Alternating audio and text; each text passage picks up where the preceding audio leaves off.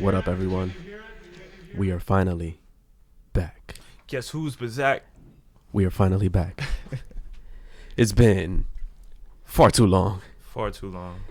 And we want to apologize for the millionth time. Yeah, basically. For the delay. We've been hella busy, number one. Yeah. And then when we weren't, Catalina wanted to bleep us. Catalina was like, hey, guys, I'm not having a wine convention. Catalina wanted to go out there and be a hussy and have unprotected sex. Oh, my God. Cheated on us and contracted an STD. And now you can't have 32-bit programs. Now, we can't use anything. I'm just going to have to sip this water. But before we get to that, welcome to the Terrible Reception Podcast. I don't even know what is this, episode 25? Let's just say it is for now. I want to say 23. I don't know why. Hold on. It's been so long. Hold on. Let me check that. It might even be 30, and then it sounds like, oh, my God, this guy has like the worst memory of all, but I don't know. I mean, we haven't done this in such a long time. So, anyway. So instead of this awkward silence, let's just say it's episode 25. Boom. Or 24. There we go. Which one sounds better? 24 or 25? I don't know. It's kind of like, you know how we had this discussion the other day where like they usually drop the year of the car like ahead of time. Oh, okay. All right. Okay, Instead of Angry Drain, that's Annoying Drill. Episode 24 of the Terrible Reception Podcast. We want to apologize for all the added noise. See, when we want to record an episode, something crazy happens. So we have some people working on the house. Yeah. So you're going to have the Angry Train featured today. You're going to have the Bully Drill. Yeah, the Bully Drill. The Bully Drill is making an appearance just now. Oh, my God. We might hear some Spanish-speaking workers in the background as well. Salute them. Salute America. Salutations. Anyway, episode 24 of the Terrible Reception Podcast. Welcome. I am one of your hosts, Luis Joel Suarez, and I aka Jay Suarez, aka what were you calling me the other day? International Poppy. International Poppy right here in the building. International Poppy Seeds. You know what I'm saying? Get it in. And I am your other host, Parlay of Benetton, a.k.a. the French guy, a.k.a. Curly Head McGee, a.k.a. I don't know, whatever. Why does McGee always sound like a good last name? I don't know. It's some like Irish shit.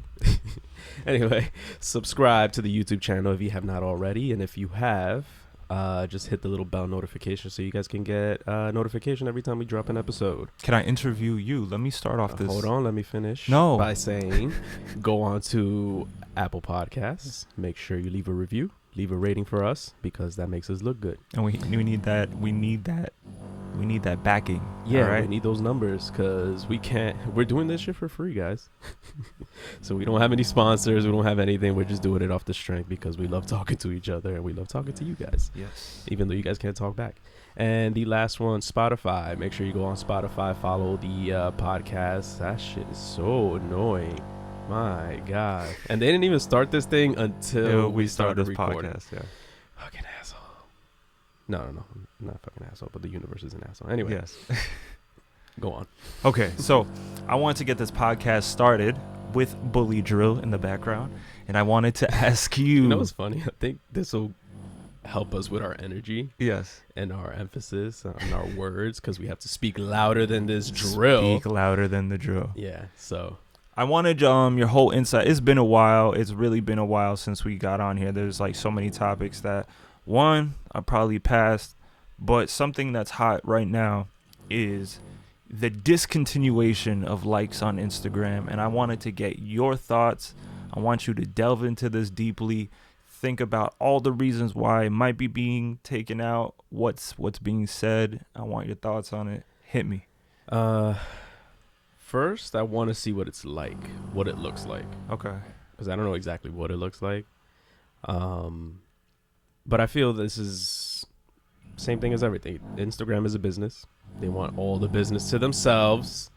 And, it's just, I think that's their way of preventing third parties from bypassing Instagram to make money. Okay. If that makes any sense. Because we had Nicki Minaj speak on it, and I agreed with her 1,000,000%. Yeah. If you guys didn't hear, Nicki Minaj was saying that they're discontinuing the likes because a lot of industries, especially like the music industry, a lot of big labels, they've lost their power when it comes to artists, because artists have been able to achieve numbers, likes, money, just through being an influencer on Instagram, and they don't have any way to charge or get in those pockets like they used to. So they are saying that they are discontinuing the likes.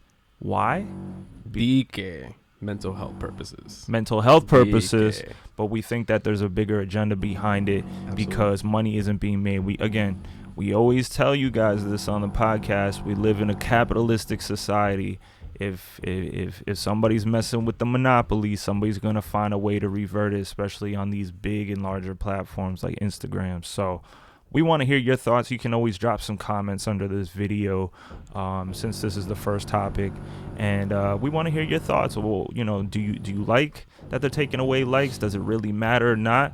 Because Instagram to me is like a huge museum. It's like a gallery, right? It's full of pictures, and a lot I of like how you say museums. Museums, cool. That's French as fuck. Museum.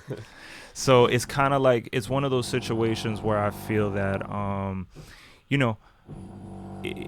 art has always been, it's somebody's, like, you can only have an opinion when it comes to art, right? It's subjective. Mm-hmm. So I'm saying, like, people can like it or dislike it or whatever like that. I don't think that, when people perceive it in a different sense, when they it's like their whole life. Mm-hmm. I think it, that's when it can hurt people. But like, I don't think it was ever a big deal.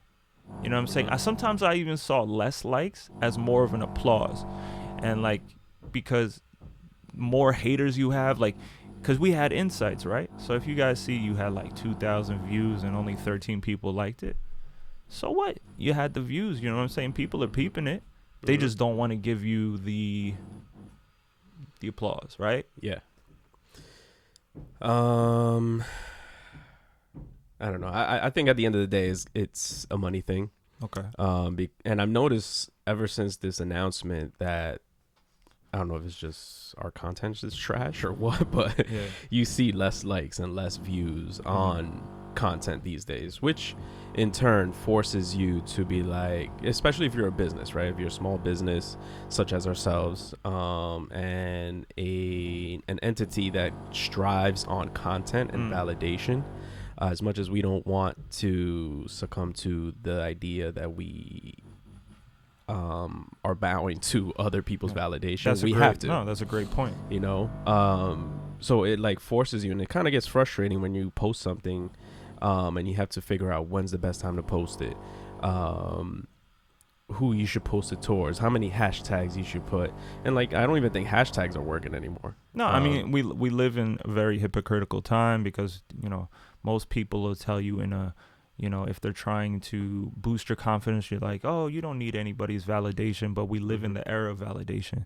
So, the more people are liking your stuff, the more people are sharing your stuff, the more gratitude, the more popularity you gain. And we know popularity, is a value, because it's like a social value. And, money and popularity are hand in hand, in the sense that you're able to manipulate anything with those two when you have those on your side. When you have money and when you have popularity, you can manipulate the system to your advantage. So that's what everybody strives for, because then, you can do what you want with your popularity or your money. But again, it's kind of like the Fit Tea thing, was like Fit Tea didn't have to go through, at least I don't think so, they didn't have to go through sponsored posts to expand. Exactly. So all they had to do is pay a couple of influencers, say, hey, here's a couple dollars, just post it in one of your stories or whatever. Exactly. Or post it in one of your timeline posts. So that their exposure game. Right. So that bypasses Instagram, which in turn, Instagram loses money. And yeah, that's it. Because it all started from them taking away the chronological posts. Yes. Now you'll see a fucking post from like 3 days ago. Yeah. And it's really annoying. That's why people said, when somebody that has a lot of Instagram followers or stuff like that, when say you are a small business, whether you're doing photography or, whatever you're doing, like even if you're a designer, a lot of these guys try to use this upper hand / leverage to say that they can give you exposure, right? So say it really depends on what the exposure is. First of all, you should always inquire with your client on how much exposure you are getting, because they have 1 million followers, but if they're only getting like 3,000 views, one, you have to take into consideration, what are those people doing? Are those 3,000 people, or at least half of them, the type to also inquire with your business? Are they going to want photo shoots? Are they going to want clothing? Are they just people liking the post? So you always have to kind of keep your client in check and saying, well, sure, I can get views, but I can't pay my bills with exposure. Because when you think about how much it is on Facebook to what they charge you for 3,000 views, if you're paying $10, I don't think that $10 equivalates to your photo shoot when you could be making 500. So always take that into consideration. Does the money / the exposure and their clientele, are they the type to follow the path of them in the sense of paying you for your work, for your services? Always think about that as a indie person. Oh man, this days is getting better. So many interruptions. So anyway, to piggyback off that, I guess, I don't know, this whole Instagram thing, social media in general, you have to, as the guy that kind of runs all the social media for us, it's always keeping you on your toes. Like once you think you figured out or mastered something, it always switches up on you for some reason. So just I guess stay woke, guys. And try to figure out this system, man, because it's not gonna change unless we band together, which nobody ever do that. Like I was listening to another podcast where they were like, oh, we should all just like have a Instagram blackout for a day. And can you imagine if all the Instagram users like stopped using Instagram for a whole day? That'd be crazy. No, it would. There's power in numbers, but But the thing is, people never realize it's that fear factor, and that's where that control is. You know what I'm saying? So, the powers that be, that 1% you always hear talking about, they have that control because, first of all, on a deeper level, it's like there's always things to separate us, whether it's by race or everything else, because they know power in numbers is power in general. So there's always something to keep us apart. But if we band together for any type of movement, trust me, things will change. Yeah, man. So, yeah, I mean, we could talk about this all day, throw our conspiracies out there, but I think we're both on the same page with a lot of the people. So, 100%. Let me see. So, yesterday on Instagram, I asked our new followers, because we've had a lot of new followers, to ask us some questions that we can answer today. We got several entries here. We have a question that we've answered before in one of earlier episodes. So if you don't want to go deep into these episodes, how did you two meet? How did we meet? Didn't we share that before? That's what I just said. Yeah. Pay attention to me. Trying, man. I'm trying to multitask right here. We have answered this question before. It was in one of the earlier episodes. And we always explain it the same way, and I think I intro this answer to this question the same exact way every time somebody asks us. It's a 4-letter word. The word is called fate. Yes. I'm a big believer in everything happens for a reason, and basically I met an individual in middle school. I went to, I think, 2nd to like 8th grade with this kid, and he disappeared after 8th grade. Shout out to Ant. He disappeared, and back then you didn't have social media.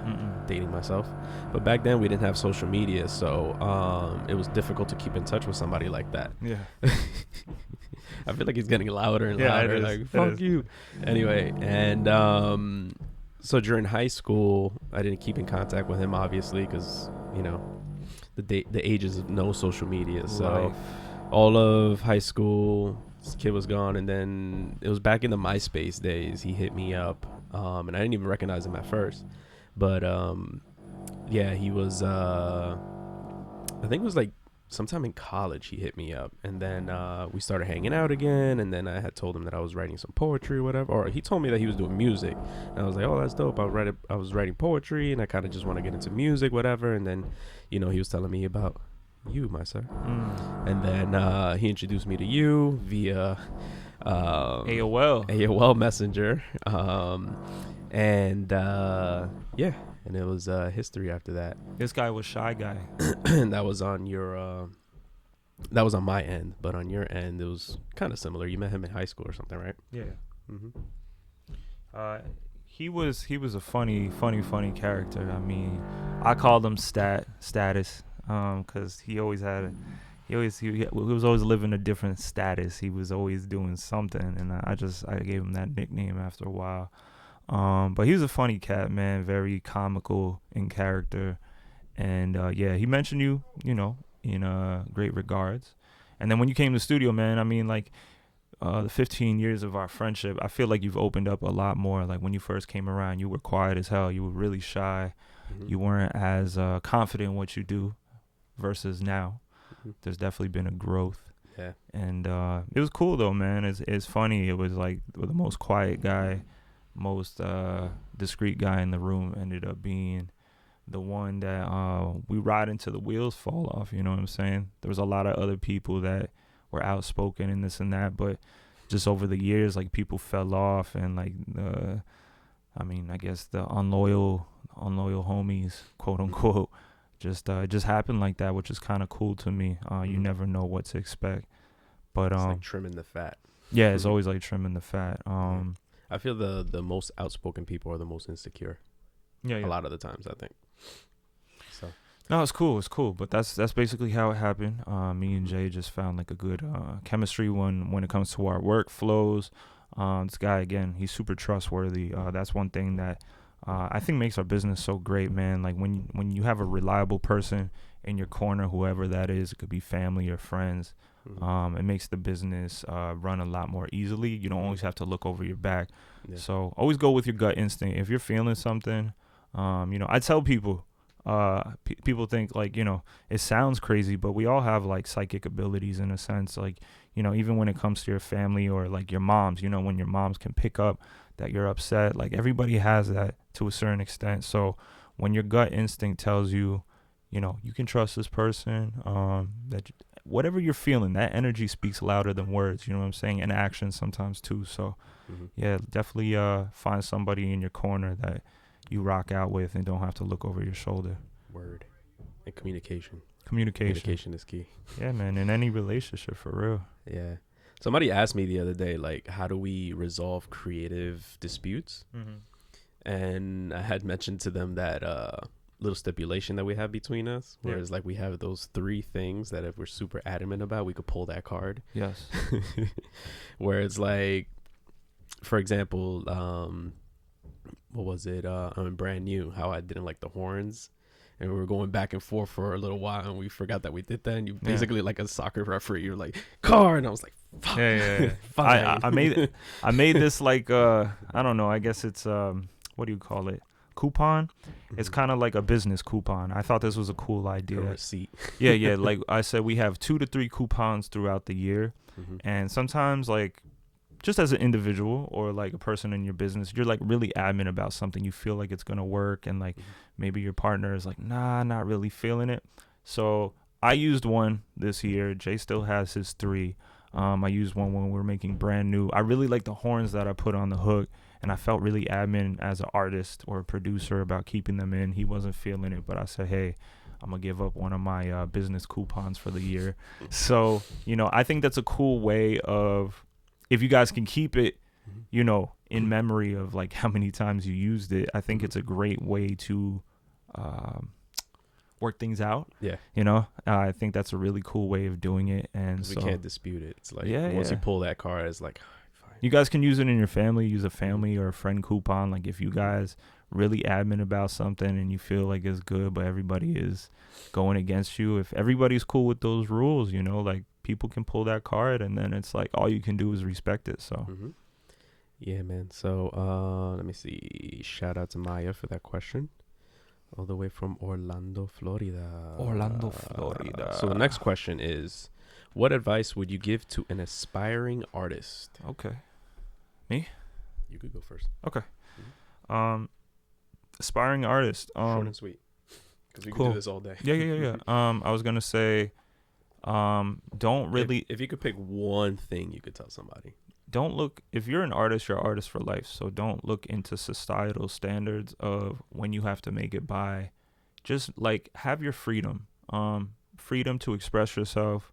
I think that's the most important part. Like if you're able to create and do what you want, against all odds and stipulations, whether that's finances, what your family says and all that, just stay true to yourself, because I kind of say it like you don't always have to go to school or college to be great at what you do. You can go to, inform yourself more about something. Like if a college is more specific towards what you do and you have that opening, go and do it. But I would say just keep perfecting your craft, and just, listen to yourself instead of all the noise outside of you. Again, feel that energy of the truth. If your friend is really telling you, take constructive criticism well. It can only make you better. If somebody's just downing you to down you, you can feel the difference. If somebody's saying, hey, I think you can improve on your lines, if you're like a tattoo artist or artist in general, like, work on those things because somebody told it to you in sincerity. So don't put a timestamp on yourself. If you're artist for life, and people respect great art, period. You could be a 50-year-old designer, and then you have your break or whatever, and then the whole world can enjoy your designs. Same thing with music or anything else. We live in different times. So don't be too hard on yourself. And again, trust your instinct and enjoy your freedoms. Boom. Okay. Mine would be two things. Just start. Okay. Meaning don't think about it. Okay. Don't overthink it. Gotcha. You got to start somewhere. Yes. Only one person has the first thing I ever recorded in my life, and that is Kendall. And if he ever releases it, this is my testimonial. I will murder you. Use this shit in court. I don't care. It's funny that he has that, because I remember recording it. Yo, I remember recording it. It's fucking embarrassing. It gives me fucking anxiety thinking about it. Maybe I'll play it one day so you guys can see where I started. It's disgusting. That's why I said it's all about growth. Yeah, it's all about growth. That's what she said. But anyway, don't overthink it. Just start. If you think you suck, forget it. Yeah. You got to start somewhere. Lay that base. Lay that foundation. That groundwork, so you can build your way up. Let me see. And also, don't compare yourself to a well-established person. So let's say you're a painter. Don't compare yourself to Picasso, especially when you're starting. Exactly. There was this interesting thing that I saw the other day. I forget what they call it, but it's some kind of gap in between. And I was trying to find it before while you were talking, but I couldn't find the post. But basically, there is a gap between where you want to be and where you currently are. Okay. And that gap is, like I said, I forgot the name, but that gap is what frustrates somebody, which is, for example, when we want to do something photography wise, right? When we want to edit something where it's like, damn, how do I get my photo to get here? And we compare ourselves to the other photographers, like the Peter McKinnons of the world or the Fleurns of the world. And we're like, damn, we're here, but we want to get here. Gotcha. So that gap in between what you know and where you want to be is very frustrating.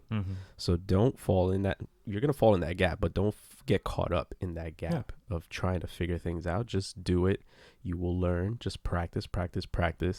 Get started, practice, set goals, and lay the groundwork to get to those goals. Yeah, trust in the process, and just like I always say, just take the failures and just see them as like they're basically left or rights to your destination. It's not, you're still on course. It's not a dead end. Just keep going on that path. And like, when you can accept the worst of the worst and everything else, when you get comfortable with fear, when you get comfortable with failure, this can only improve who you're about to become. And, I've learned that on the journey, because again, we are all built within the society to follow a different structure. It's not made for artists, first of all. Okay. If you're taking an artistic path, your life is completely different than your friends and family that go by the structure of, I went to elementary school, I went to college to get my degree, and now I'm in nursing. It is a whole completely different path and mentality on a psychological level of understanding. Those people don't understand your world, and sometimes you don't understand theirs. So don't let that also complicate your life or their lives and your friendships, because way different trajectories. Yeah, that's it. Yeah. So yeah, man, that's a lot of the advice that we would give. Because I remember, when was it? A few months ago, I was talking to one of my cousins. It's just a girl that I grew up with, so we call each other cousin, whatever. And she was talking about makeup tutorials and how she wants to get started and how she's scared to put things out. And I'm like, just put it out. Yeah. What are you so afraid of? Yeah. Just put it out.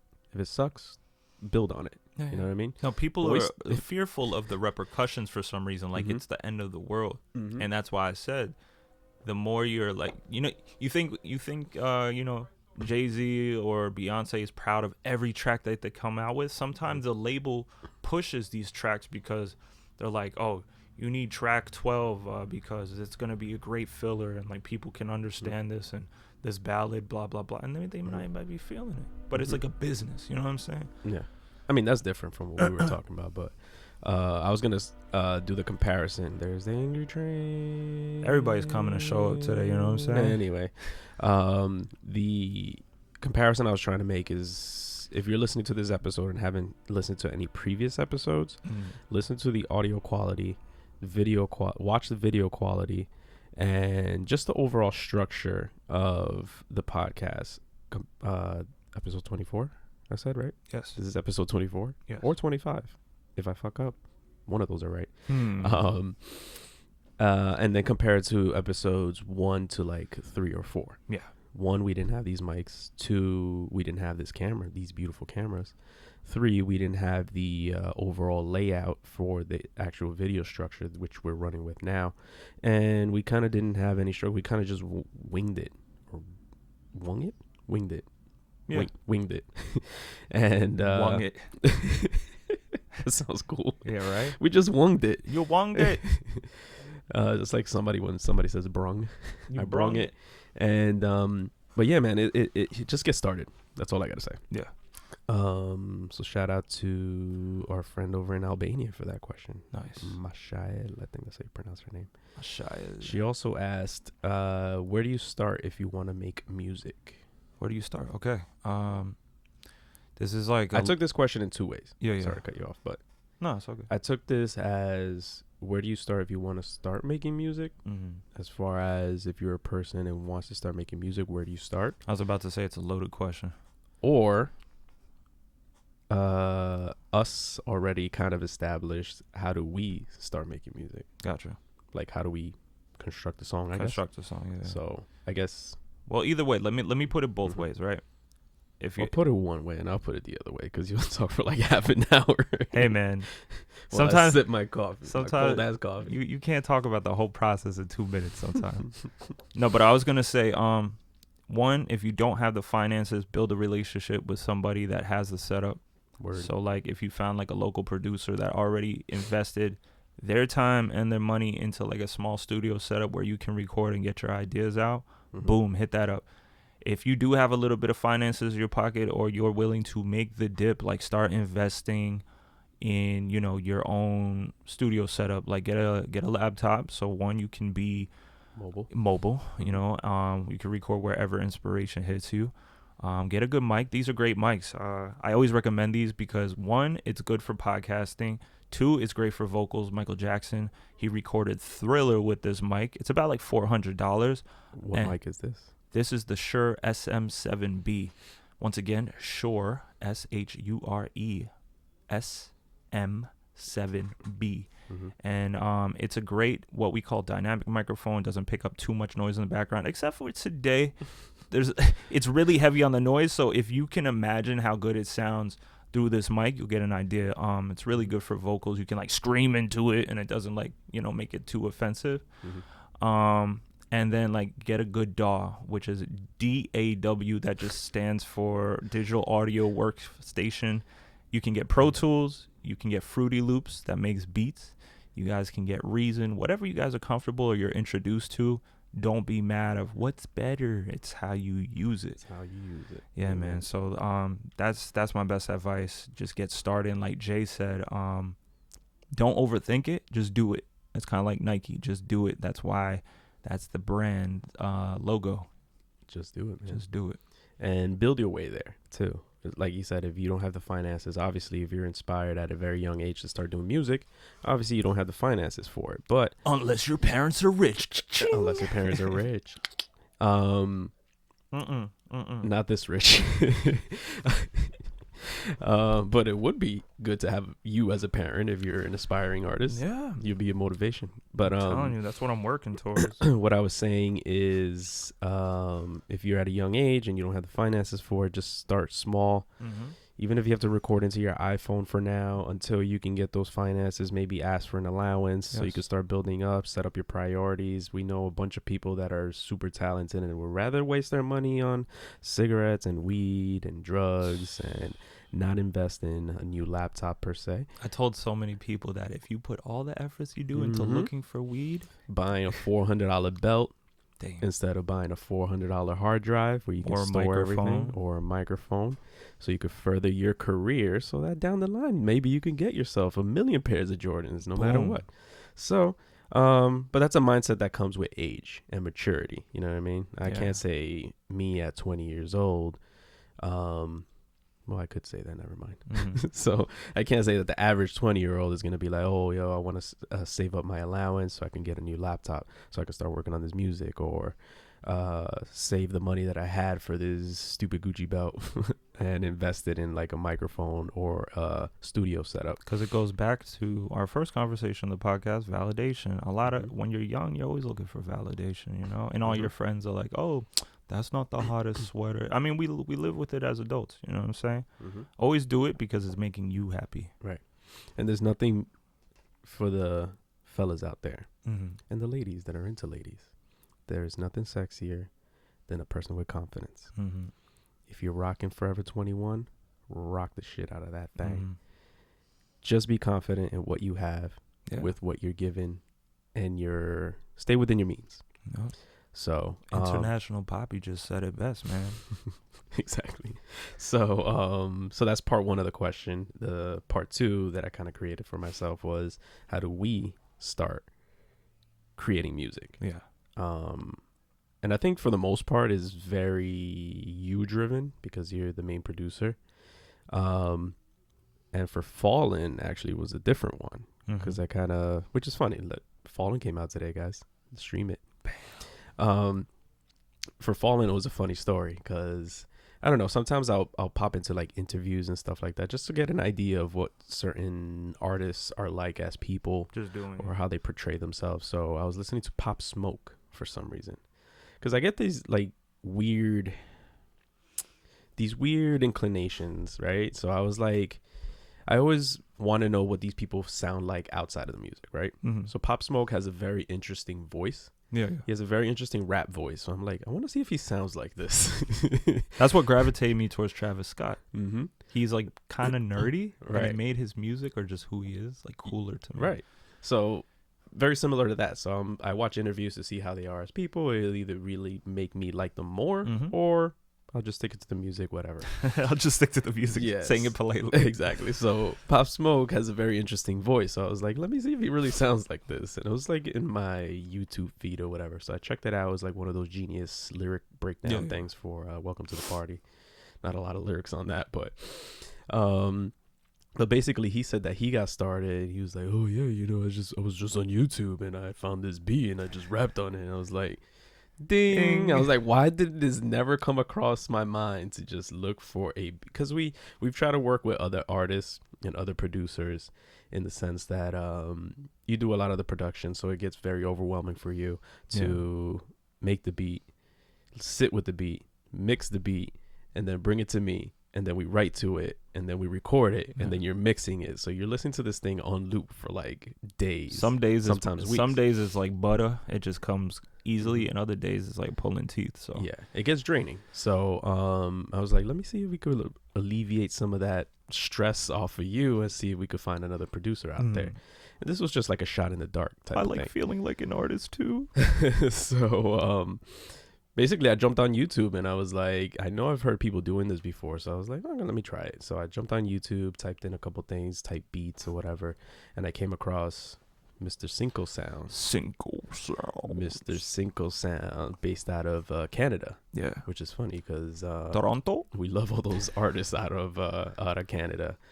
And it was literally like one of the first two, maybe even the first one I clicked on, and I fell in love with it immediately. And I saved it, and then when we were in the car one day I played it for you, and we were like, you started doing the melodies right away, and I was like, there it is. So then we came up with that one line, and then it was just coming like, yep. So we were rocking to it, and we're like, and we're like, ooh, we like that. Yeah. Well, once we both perk up, we're like, okay, that's it right there. We're always saying sometimes like the melody, just like the cadence of the melody starts creating the words. And I think like that's always the coolest, most fun thing to look forward to as a writer. It's just like, and then you're like, like you just start thinking about what words has those peaks in it. Yeah. And it's kind of dope. And I love it when you do that too, because it's like, it's less stress on me because I'm not a big melody or flow person, because we've been doing this for a long time. It's like Jay loves Mad Libs, and I'm just giving him the spaces to fill in. Right, and I love the satisfaction of hitting every single melody and every single like pocket of the melody that you give me. And it makes it easier for me. It makes it easier for us. To what we've been doing lately is writing the songs together. We got 2 more fire songs on the way. Yeah, so we write the songs together, which is less stress on both of us, because we'll combine the best of what we each bring to the table, and we compile these beautiful songs together. Yeah. And we literally sit here and it's like, how about this line? And we're like, it could be better. Yeah, I don't like that word. Jay doesn't let the words slide. Like I might say, what do you think about this? Where he's like, nah, we could do better. So I love that too, where it's like, okay, that's more of a challenge. It's not like he's easily accepting like, we're going to use the word getting. And it's like, no, we can do better. Yeah. So that's kind of how we created that one. We got that first line, have I fallen in love or have I fell for you? And we kind of just rode around that. Yeah. And it all fell together after that. And but overall what we usually do is you'll come to me with the beat and idea. Sometimes you'll come with the hook or at least a melody for a hook. Yeah. And then when you give it to me, I'm like, this sounds good, but it's not for us. Yeah. We let it marinate, like, cause like you'll play it in the car cause it's cool. It's like I'm maybe working like 15 minutes to a couple hours on like getting the melodies out, just like trying all these different things. I'll send that format to Jay. He'll bump into the car wherever he's going. And then like if it resonates with him, it's kind of one of those things that it's just like, this is it. Like it's stuck in my head. I want to write to it. I could tell with him it's either like bing or not. And those are like couple tracks that I shared recently where I was like, okay, there was like bing, bing, bing. Like we had them all in a row. So that's pretty dope. Man. So that's usually how we start it. And then, like I said, the melody is already there. We just sit down, write to it. Or if I'm inspired enough, I'll write to it separately, which doesn't really happen much these days. But what's your favorite track that we've written melodically, and what's another track that you love outside of our music, or like an artist that's melodic that you're like, damn, everything they write, like I can't stop humming. Oh, Fallen is definitely up there. Okay. Top 2. Cool. Elevated is always up there for me. Gotcha. That we wrote separately. Sometimes I'm a cross between Garden and Garden. I love how Garden came together. Production wise. Okay. Production wise, that one's a smash. Yeah, because I feel like we're Cudi fans, and like I felt like the melody was Cudi. Yeah. And the basses was like Travis. Yeah. And it had like a mixture of those two worlds. I can see that. Yeah. Yeah. Garden's up there too. Yeah. And Garden's then Drive is very melodic all the way through. Drive is another one. I love how we came together and made that one. And yeah, Fallen is probably the top one for now. Okay. And the other question was like, who do you find outside, like as an artist? Like, who's like somebody that like person I've been listening to lately? St. John. Okay. St. John, melodically, lyrically, he's just production wise. I know he does. I don't know if he does his own beats, but just everything that comes together, the way he writes, the melodies that he comes up with, the topics that he tackles. So dope. And he's so diverse too. Like he'll hit you with like some trap shit. The way he come back and hit you the with way he introduced Lenny. Yeah. It's crazy. So he's the only one I've really been listening to lately. That's pretty much it. Okay. Everybody else is okay. Yeah. Let me see. I know it's been a bunch of weeks. I don't want to tackle any really old topics, but I was gonna ask you, what do you think about like this cross section of like popular artists coming into like political regimes? Like you have like the impeachment of Trump, and now they're starting to bring in names like ASAP Rocky. You have people that are in jails, and like Kim Kardashian and Kanye are advocates of getting those people out. I feel like there's more of the worlds are bleeding into each other more than ever, where you had people that might even lost their lives, like John Lennon fighting for peace back in the day. You know what's funny? That you mentioned that. Look at this song that Bernie Sanders walked out to. Oh, God. No. Really? Look at it. This video. Wow. It's not edited in? No. Thank you. And then he's like this. He's dabbing. Like, pick up the phone, baby. And either Bernie. You think Killer Mike's like, yo, we gotta play this track? Probably. I don't know where he's at, but look at that crowd in the back. Hey, Bernie's. He came out to Travis Scott. That was so dope. Yeah, right. I don't even know where to go. I feel like politics is kind of like, you know how the basketball game is like the basketball players want to be the rappers and vice versa. I feel like something's going on like that. Like Trump tweets like he's an artist, and then like you know what I'm saying. And then Kanye's trying to speak like he's a politician. Like there's this one thing I appreciate about Trump is the how he has ignited this fire of people caring about politics. I don't know if anybody has ever cared about politics as much as it's been these days, but I guess it brings awareness to people. Dude, it's like cancer. It's like until somebody in your family has cancer, everybody's eating what they want. They don't give a fuck. And now it's like somebody dies in your family of cancer, this or that. It's like you start becoming more aware. Like, holy I think I should be taking better care of things. Well, damn, that's super morbid. But no, but I'm saying that's how it is. I mean, sometimes you have to be that. You could have gone with like, oh, somebody got diabetes in my family. You gotta go diabetes straight to the can cancer be as bad. Died. But that's how it is. I have mad people that like they're like, yo, somebody in my family has cancer. Now I look towards my health more. No, yeah. I never heard it about like diabetes. Some people like I know that have diabetes, and they're like, yo, can I get a General's Child chicken with extra sugar on it? I'm like, like no. I met some kid in the line of work that I'm doing, and he was at a very young age, had a very severe, I forget the type 1 or type 2. I think type 2 is the one that you develop, right? Or type 1 is the one that you were born with.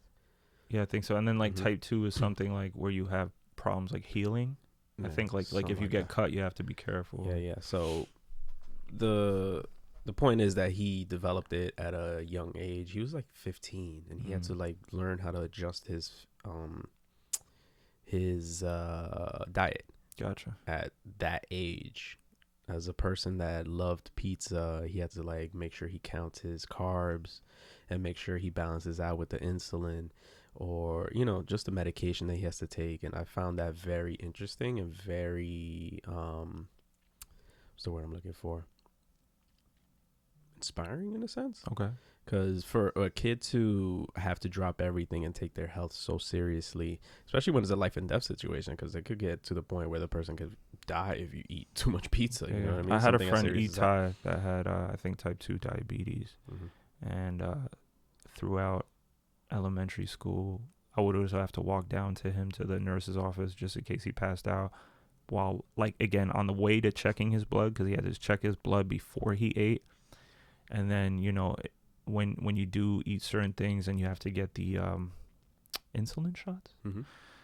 So it's like, that's so crazy that I feel like maybe diabetes is like a new age thing, that maybe it wasn't as prevalent in the past, because now we have like sugar so accessible in how it's manufactured that like we just overdosed and stuff like that, Yeah, that's definitely like a thing that's more these days. It could be a combination of the nutrition sucks and the awareness. I feel like the older I get, the more aware I am of certain things that I wasn't aware of when I was younger. True. And also exposure too. There's more exposure, so you're able to read up on things, see things that you weren't used to seeing when you were younger. So we spoke about this in the car last night, because you've been sharing these sex trafficking videos, and I'm like, wow, what such a fucked up world. But fucking terrifying. We're always like, you think about the medieval times, like if somebody thought you're a witch, you're getting burned at the stake in front of the whole village. So it's like barbaric or like craziness is nothing new. Jay just mentioned like we have more access to it now. It's more prevalent in being like, you can become aware of it because again, it's all over the internet. So like shit didn't change. It's just now that we have more access to it, we're more aware, like you said.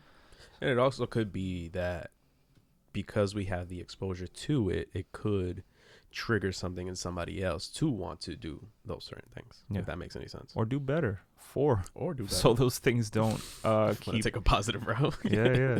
Hey, for every negative, I gotta add a positive, man. That's all about balance. But yeah, man. Let me see. I had a topic in here that we could discuss. Let me ask you, because since you're so cinema and TV pop culture prone, what were your thoughts on the new Disney Plus versus Netflix versus like a Hulu? Like, who are you riding with, my guy? I've been saying it for a minute. Netflix is going to die. Okay. Netflix is going to die. Netflix will die. And Disney Plus. Hulu is owned by Disney, so. Okay. So Disney that cancels out. Disney's on top. Yep. Okay. Absolutely. Disney, I think it's everything from content. Like if Disney can create some dope new content, because they're there for old stuff, right? The first thing I did when I got Disney Plus was watch the old school X-Men cartoon. Oh, dope. And I watched a couple older episodes of The Simpsons. So they have so much old content on there, and I know they're creating more Marvel stuff. Which is just I'm telling you, Netflix is gonna get the hell up out of here. No, I've been saying this for a minute too. I was really interested. Sell your stocks, people. Hurry. Sell your stocks. Well, don't sell your stocks. Hold on to your stocks. Sell them when it's good. Yeah. You know what I'm saying? So, wait until like the Disney Plus hype dies down a little bit. And once Netflix shoots up a little bit, like wait for maybe when Stranger Things comes back out. Wait for that spike. Oh, I want that season 4 so bad. And then sell that shit immediately. Yeah, I mean, I'm no stockbroker, so don't listen to me, but do your research. But the Star Wars, that's what caught my eye. The whole Mandalorian and all that. Like, I'm like, that's so fresh. But okay, and they're smart too. They release the episodes every week.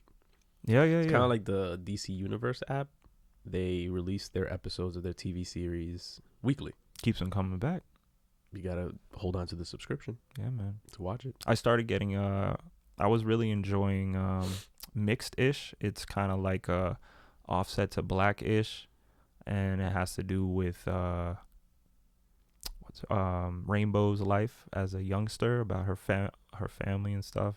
And it has that like Family Matters / Boy Meets World type of presence from like we always mention like TGI Fridays and not the restaurant, the TV shows. Yeah. TV shows from like ABC, like they have those funny comical aspects, and then like they wrap up with that very sentimental family value where like just giving you a little insight on good things. I'm gonna say, if you're Gen Z and you're too young to know what TGI Fridays was, every Friday when we were preteens, maybe into like the early teens, I'd say so.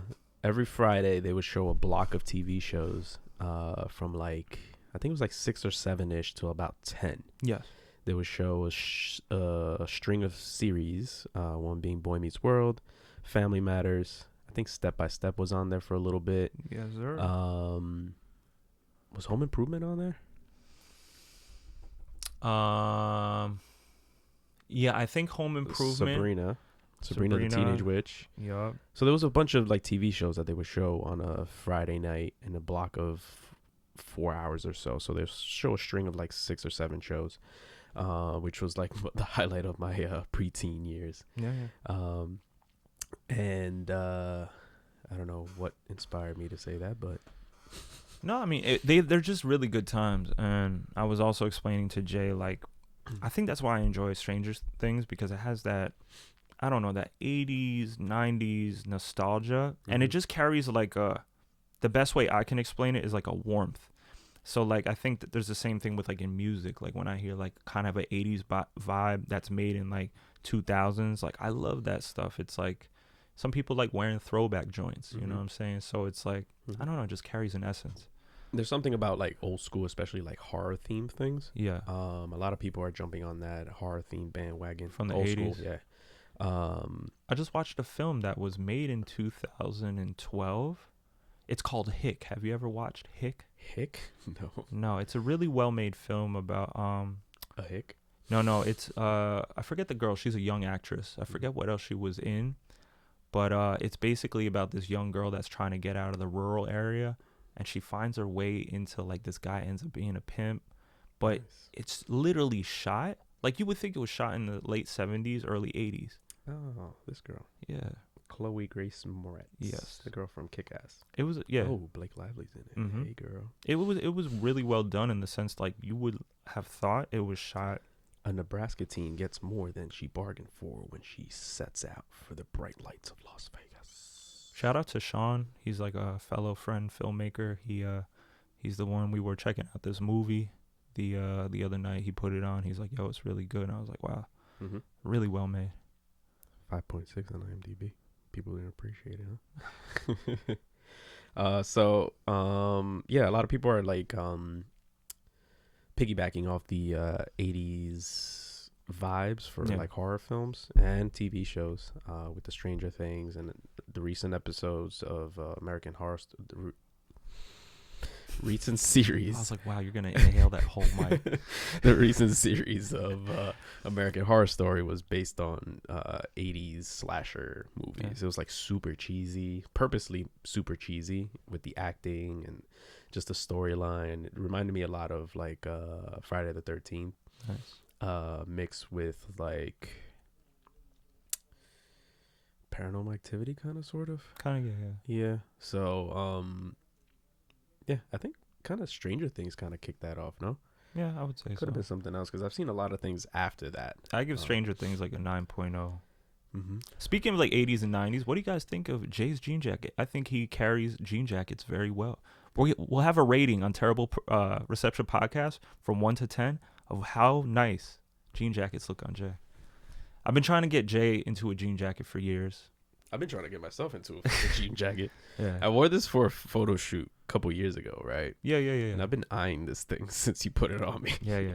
Like literally in the shoulder, everything, it like fits like super perfect. Everything was perfect. The only thing that's annoying me right now, and maybe this is like my OCD, but that pocket, I've been trying to like, this one? I've been hoping I look at it and I was trying to like put it down like this one. Yeah. But yeah, once I wore for that photo shoot, I've been going into, you don't know how many fucking stores I went to, and I could not find the perfect color denim. That's what I said. Too dark or too light. Light denim. I mean, I even got the one behind me, Fear God joint. It's kind of like that light. I don't know, like I think light it's also wash. that wear and tear too. I feel like after a couple years, it kind of washed out a little bit, which is great. I love this color. Yeah, when jean jackets like pick up dust and all this other stuff, it builds character like a pair of Vans. Yeah, and you were like, oh, it has a couple rips. I was like, I actually love the rips. Yeah. The way they started happening in the elbows and stuff. Like I had a shirt like this that was like that actually looks rip, dope. Right? Like the that had a rip right here in the elbows. Yeah, and everybody was like, that looks crazy. I was like, I think it looks dope. Yeah. People pay for that shit. Oh yeah, easy season. But yeah, vote. Right. From 1 to 10. We need to freeze frame that. But yeah, I love this thing, man. Thank you. No problem. If I could wear it every day, I would. You should. I'm actually very hot. I didn't want to take it off because I like how it looks. It's toasty. And it's kind of annoying to put this hoodie that I have underneath it back into the sweater where it fits comfortably. Gotcha. So literally when I took it off yesterday, I took it off with the sweater. Maybe you should get it right like back on with the sweater. You should go to like somebody to like sew the hoodie into it. That would be dope. But yeah, it's kind of hot in here and I'm like, nah, I don't want to take it off. It's part of the outfit. Gotcha. That's what fashion's about. Even if you're a little bit uncomfortable, if you're feeling the swag, you got to stick through it. Yeah. That and I'm wearing a gray shirt under here and pit stains are probably insane right now. Like I said, you came in here. I was proud of the fashion, the layering. You got the gray that goes into the black. You offset with the blue. Shit. That looks dope, man. It looks dope. I think I could have just like done a little better with my pants choice. Maybe some black denim jeans. Yeah, you know what would offset it really nice? I've been really into this color called burnt sienna or like a burnt orange. If you had like a burnt orange pant with this, with the blue, black, and gray, that's why I posted that color thing. I was like, what matches? Or like your what I call oxblood or burgundy or maroon, like a dark maroon. That's always dope with this type of fit. You know what I'm saying? Or this color gray, you know what I'm saying? Or brown, navy blues, super sick. Yeah. That actually looks good. Shameless plug with the Benetton hoodie. Yeah. I love when the whole crew is fresh, man. It's just like a whole different vibe. You like everybody's super dope. It feels good, man. I love wearing this thing. Yeah. Makes me feel cool. I was wearing this the other day and it was like fucking cold as shit. Everybody was like, aren't you cold in that? I'm like, yes, but it looks good. And then he's like, and I'm like, I feel like I'm in a slow motion right now. I was like, let's get inside. Go to the gift shop. Because I'm living in slow motion. But yeah, man. How do we get there? I don't know, man. Fashion always takes over. Super random. But did you know that the Tokyo Drift song says it's in English? Okay. Did you know that? What do you mean? The Tokyo Drift song. Hold on. Dun, dun, dun, dun, dun, dun. Have you ever looked up the lyrics of it? I have not. All right. I'm going to play it for you right now. Okay. Amy brought this up to me the other day, and it blew my fucking mind because I thought it was just like Japanese or something. Okay. So the song by the Teriyaki Boys, Tokyo Drift. I don't want to get flagged, so I'm going to talk over it. And hey. So if you're familiar with the song, you hear the lyrics? Yeah, I can hear it. I never thought it was English. Damn. That's your like subconscious being prejudiced. Yo, for real. It blew my mind. I wonder if you know. Yeah. I wonder if you know how they live in Tokyo. If you seen it, then you mean it. Then you know you have to go. Fast and Furious. Your rendition is superb. It was more of like, as a person that like loves lyrics and shit, I never like took a second to like sit there and process that. Well, no, it's a dope song, but I mean, sometimes you would think if it has like, I guess like an overseas vibe, I guess it's just like without really paying attention to it, you're like by default, you're like, yeah, it's probably like a different language. I mean, it's like reggae, right? You're like the patois of like Jamaican or like just like the different dialects. It's kind of like you feel like it's a different language, but it's just like a broken English. You know, it's just different slang. So sometimes it comes off as a different language. That's how people feel, about like reggae music. Reggae. So, hold on. I had a topic that I wanted to well, not a topic, but a little section that I want to. I'm trying to talk over the people yelling. Yeah, I know. There's so many things going on today. Okay, I got some rapid fire questions inspired by the Vogue 73 question thing. Okay. And you have to answer it immediately. Let's no thoughts. No explanation. Just do it. You know, deep down inside, I've always wanted to be on Vogue 73 questions. I'm like, this shit is so dope. First question. What's your favorite thing in your closet right now? My favorite thing in my closet right now would definitely have to be this Fear of God jean jacket behind me. It resembles, again, an 80s aesthetic. Don't explain. Just say it. All right, Fear of God jean jacket. Okay. What's the best advice you've received? Best advice I received was, again, follow your gut, follow your instinct. What's your favorite movie ever? My favorite movie ever would have to be... Ooh, that's such a good one, goddamn. First one that comes into mind. Go. Gladiator. Gladiator. Good choice. Describe yourself as a teenager. No, Star Wars. Fuck me. No, thank you. Describe yourself as a teenager in 3 words. Artistic. Mm-hmm.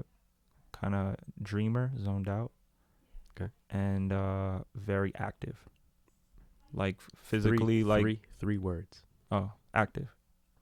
Artistic, dreamer. Cool. You don't have a handbag, okay. What is your biggest pet peeve? Biggest pet peeve is when people are hypocritical of themselves. Dark chocolate or milk chocolate? Oh, dark chocolate, bro. Out of here. If you could be from any other decade or era, which would it be? 70s. Nice. If you weren't in the music industry, what would you be doing? Nursing. Nursing. I like helping people. I realize that. Who are you listening to right now? Artist-wise. Artist-wise, I am definitely listening to K. Roosevelt. Super dope. Uh-huh. And I just go back to the other artists, like I don't know. I've been in a Ye zone, like his new project doesn't really sit with me that much, but like I was going back to, you know, like Feel Like Pablo. Like sometimes I just like rocking out to those joints or Yeezus. Like I love the beats on them. If you could have any 3 people, dead or alive, over for dinner, who would they be? My grandparents. That's 2. One more.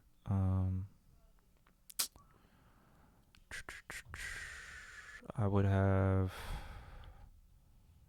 have like an ex-girlfriend that passed away in a car accident and just ask her like, damn, what went wrong? Like why you gotta be on? No, it has to be somebody that you know. That is somebody I know. Oh, you had somebody that passed away? Damn, yeah. Fuck me. My bad. No, it's okay. That's awkward. I'd be like, where'd it go wrong? You know what I'm saying? Awkward. If your house was on fire, what 2 things would you run back to get? I would get my my equipment as much as I could. 2 things. Like just like, okay, individual. Like literally, you have to walk in. You have 2 hands. You can only grab 2 things. I grab my camera and my hard drive. Okay.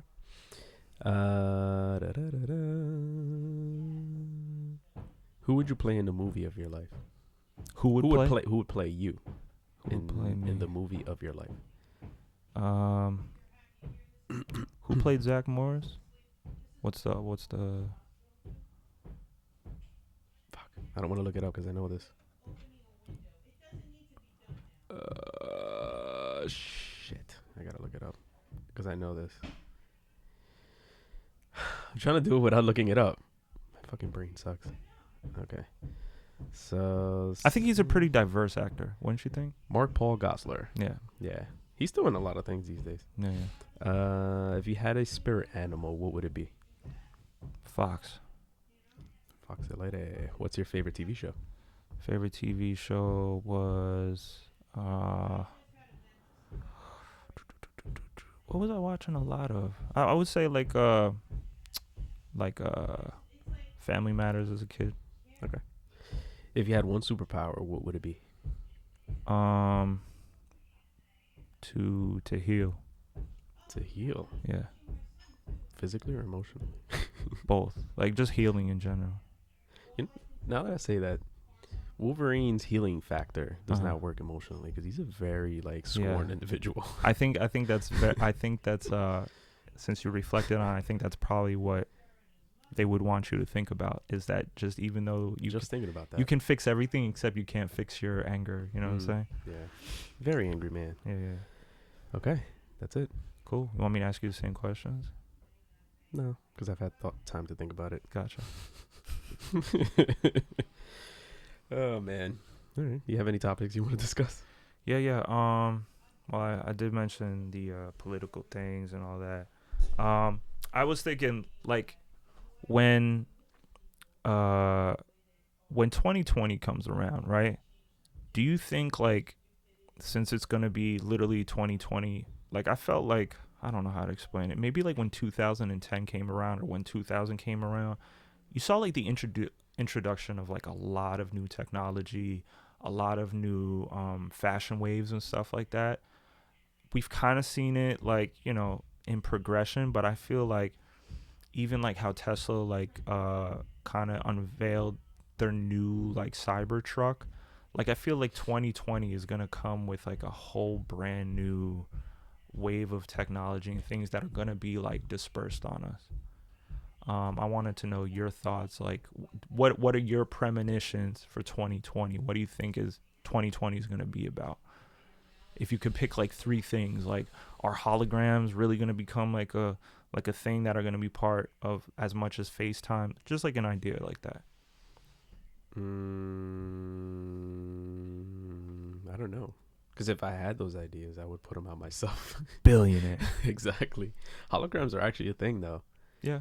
You remember we saw that Wyclef Jean hologram at the airport? When you think about it, it's kind of easy. Like, it's not easy to make, but I'm thinking, like, if holograms do come out, just kind of like, you know how holograms perform at concerts. It's so wild. That's what I'm saying. Because, like, when you think about it, like, if you guys ever took a laser pointer, if you have it in a room that's not, like, dusty or, like, has fog in it, sure, it just hits the wall. But, like, when you add that smoke, it, like, bends the light. So that's how they make the holograms most of the times. You need particles, and then the light bounces off those particles to create, like, in a sense, like, what you think is, like, a 3D projection. Mm-hmm. So, like, if it became a household thing, say if it would be, like, new Alexa with, like, hologram feature, it would probably have to, like, spray a little bit of something or constantly disperse some type of liquid that evaporates, and then the light beam would project, like, say, your family member.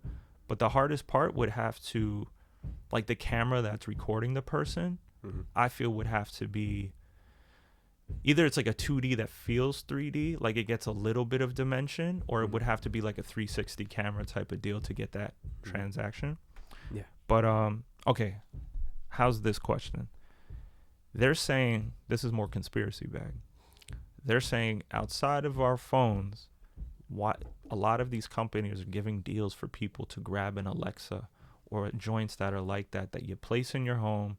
They play music for you. They know your location, but they're also recording everything that's going on. What do you feel about that? We have no control over that. Yes, you do. You cannot put it in your house. Well, there you go. But through marketing, people are like so obsessed with it. I mean, marketing wise, I don't see what the big deal is. Because your phone can kind of do that, right? I believe so, yeah. Because you could speak about something and then all of a sudden you see an ad about it. Yeah. Sexy ladies. Let's see if that works.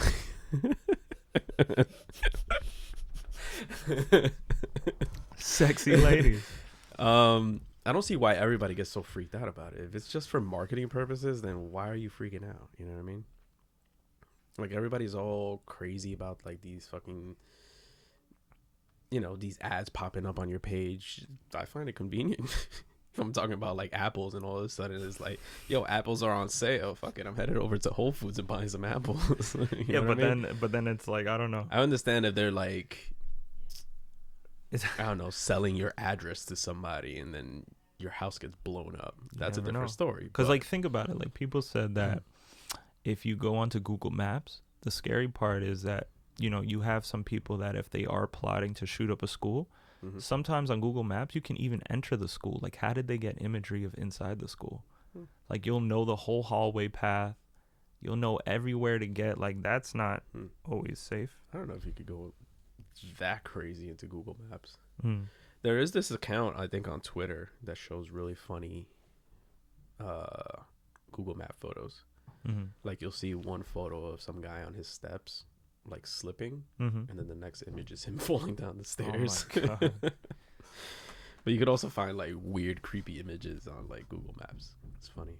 No, it is. Mm-hmm. I think it's cool though. Like I never know like what year the quote unquote satellite or whatever took it, because I like sometimes I'm like, oh, like I went to go see my dad's village in France. I typed it in Google Maps, and I was like, oh, this is the year before he like switched the gate out or whatever. You know what I'm saying? Mm-hmm. Yeah. I mean, with awesome technology, with awesome advancements in technology, there's always those assholes that ruin it for everyone. True. Like Uber's super convenient for us out here in Jersey because the public transit isn't the best. Isn't like New York. Like it doesn't run 24 hours. It isn't the most convenient either. Where we could take a subway from point A to point B. Mm-hmm. So when Uber came out, I was like, oh, this is amazing. And then all of a sudden now Uber drivers are fucking killing people and taking people for sex trafficking. I even saw your stuff. sister. Like, she was like God. posting something about sex trafficking. It was actually kind of scary because they're like, now you have to check the child safety lock on your Ubers because they might keep you in the car. Or they're saying like if somebody does put you in a trunk, like you should be kicking out and punching out the tail light so you can wave to people. Like that's crazy. Yeah, man. And they also said, I don't know, there's so many things. Yep. So yeah, like I said, there's always that one or two assholes that mess it up for everybody else. So, but yeah, anything else you want to talk about? Those have been like larger topics on the scale. I mean, we've been working a lot on the new music and taking care of this wedding that we took care of in Cali. That was fun. Yeah, that was a lot of fun. It's like so much shit that happened in the last month and a half since we released the last episode. It's like old topics basically. Yeah. So we don't want to tackle any old topics. I think we've been I mean, shout out to Orchard. That's who we are currently signed with for distribution purposes. Mm-hmm. And you know, I think so far, you know, like I've seen some advancements within our little career, in the sense where we have a Vivo channel now. Since we spoke to you guys, this is also a great accomplishment. At least from a social media standpoint, we were verified on Instagram. You know, it's been that long. Yeah, I guess like in a smoking mirrors game, that definitely gives us, that verification gives us more of upper hand in the way that we're perceived. So it's kind of like the acknowledgement we feel we should deserve as artists, in the sense that people take you a little more seriously. What else do we have? Got the Vivo channel. We with the new company, a lot of times you upload your music in a higher quality format to all the streaming services, or like, you know, to the you know, their standards. So we have our music out kind of like swapped out. Sometimes people don't notice it, but all like the best quality versions of our songs are out. And it's more like little details that we would notice that people probably won't, unless you're actually on the page and you see, you know, aesthetically how clean it looks. Yeah, it's a different aesthetic of format. Like our Apple Music actually has videos on there now. Tidal has our videos on there now. Spotify obviously has our verification thing on there. And we submitted one of the songs to possibly get placed on a playlist. Hopefully that goes through. You know, it's just like little details which kind of helps us spruce up everything else. Like the SoundCloud page, we're trying to spruce it up a little bit because we noticed that a lot of people still use SoundCloud. Mostly the younger crowd. So it's like these little details that, you know, help establish ourselves as professional as possible. It's kind of getting like your suit tailored to you. It just looks better at the end of the day. And Jay had a funny story. He's been on his follow back game on social media, and you want to tell them we got like I found it to be super cool because again, back in the day there was a group by the name of Jodeci. And if you want to tell that little story. Casey and JoJo. So if you want to tell that story, I think that was pretty cool. Yeah, I've been on Instagram quite a bit lately, to the point where it's like sickens me to see the runtime I have on my phone. Yeah. Mainly just pushing the brand and pushing us as artists, just trying to gain more followers and more interaction with people, having conversations with people on there. Just to let them know that we're human, and we'll take the time to talk to you guys if you appreciate us and stuff like that. So one of the follows, she was like, "Oh, I love your music." My dad is actually JoJo from Jodeci, and he listened to Remember Me and he loved it. And I'm like, oh shit, small world, number one. Yeah. Because you worked on a photo for him for a show that he did several weeks ago. Shout out London Durham. London Durham. And yeah, man, it's just cool getting validation from like the people that we listen to, that we admire. Because I know I'm bumping crazy just thinking about you lately. when you get like confirmation from a group that had that much success, especially when they're featured on like Tupac tracks and stuff like that, that's like, how do you want it? How do you want? Yeah, it's so how do you feel? So dope to have that little applause. I think it's always cool. You're on the right track. That's all. Yeah, man. Hold on, I'm gonna look up. Wing. Hopefully we don't get flagged for this. Let's see how good YouTube is. Please don't flag us.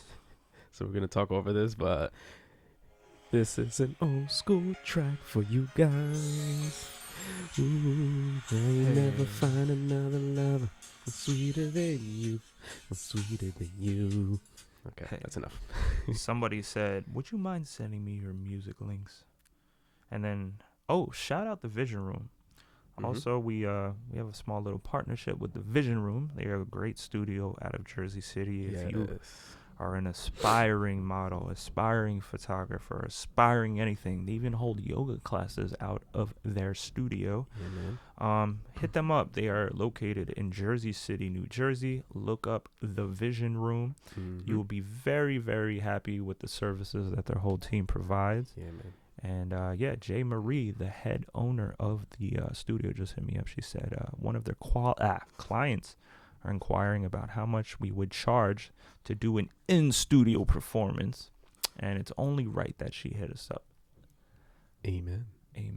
Always looking us shout out to them. Yeah, they're really dope. They support us just off the strength of the quality that we put out. And we have put out 2 lyric videos. Yes. Which were, I'm not going to be ashamed of it, but it was inspired by Color Studios on Instagram. And we kind of just flipped it a little bit and added lyrics to the video, kind of just because I was sitting there like, how can we make this a little different where it doesn't look like we're completely biting the idea. So I just really tediously, like it took me hours to put those lyrics into the video. But yeah, man, it's a lot of fun. It's really quick to shoot. It's annoying to put the lyrics in there, but it gives it such a dope vibe. That's the most tedious part. Yeah, but overall, it's fun. It's dope. It helps us have others revisit our older songs, just to give it more traction and more recognition that we feel it deserves. And we're going to continue working on that while we gather some ideas for this fall-in music video, hopefully sometime in the winter time. Yeah.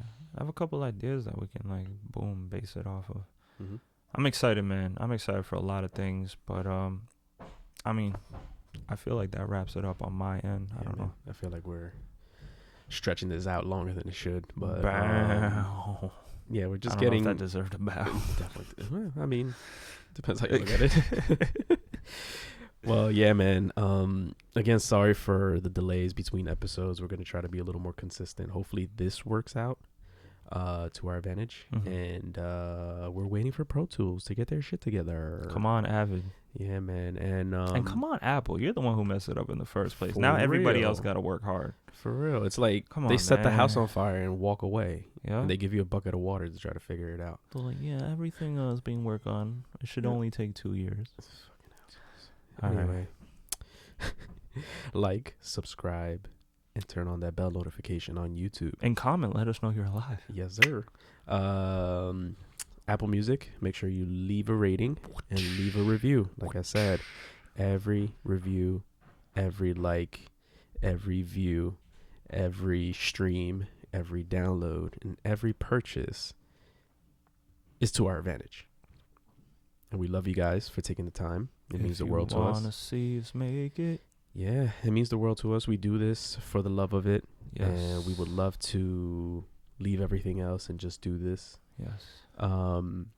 But yeah, man. Also on Spotify, make sure you follow us on Spotify. Even if you don't use Spotify, just give us some numbers, man. Even if Apple is your destination, just go on Spotify real quick. Search Terrible Reception Podcast. Search Benetton and follow us. Stream everything. And yeah, that about wraps it up for us today.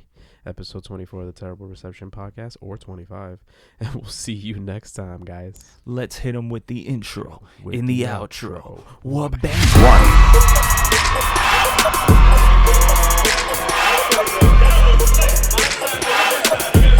right. I'll tell you the truth. Can you hear it?